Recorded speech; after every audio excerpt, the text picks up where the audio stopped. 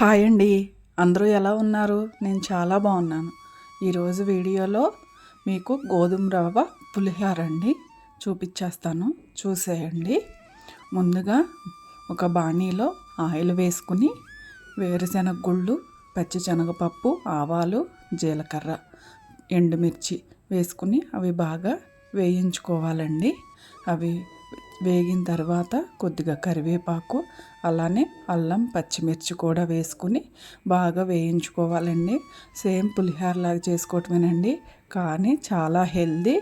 అలానే మనకి వెయిట్ లాస్కి కూడా బాగా యూజ్ అవుతుందండి గోధుమ రవ్వ. ముందుగానే గోధుమ రవ్వను ఉడికించి పెట్టుకోవాలండి. చూసారు కదా, తిరగమాతలోనే నేను పసుపు, అలానే మనకి టేస్ట్కి సరిపడినంత సాల్ట్ కూడా వేసేసాను అనమాట.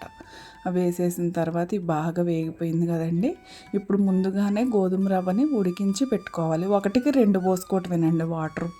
మామూలు రైస్కి మనం ఎలా అయితే పోసుకుంటామో అలానే. నేనైతే ఎర్ర గోధుమ రవ్వ యూజ్ చేస్తానండి. వెయిట్ లాస్కి అయితే చాలా బాగా యూజ్ అవుతుంది.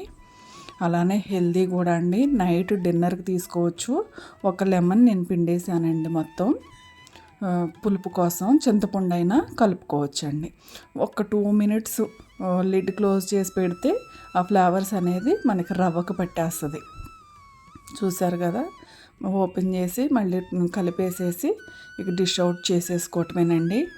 చాలా టేస్టీగా ఉంటుంది, అలానే హెల్దీ కూడా. మీరందరూ కూడా ట్రై చేయండి. ఒకసారి ట్రై చేసి ఎలా ఉందనేది కూడా కామెంట్ రూపంలో నాకు తెలియచేయండి. ఇవాళకైతే ఇదేనండి వీడియో. నెక్స్ట్ వీడియోతో మళ్ళీ మీ ముందుకు వచ్చేస్తాను. Thanks for watching. Please subscribe, like, share, comment. Bye అండి.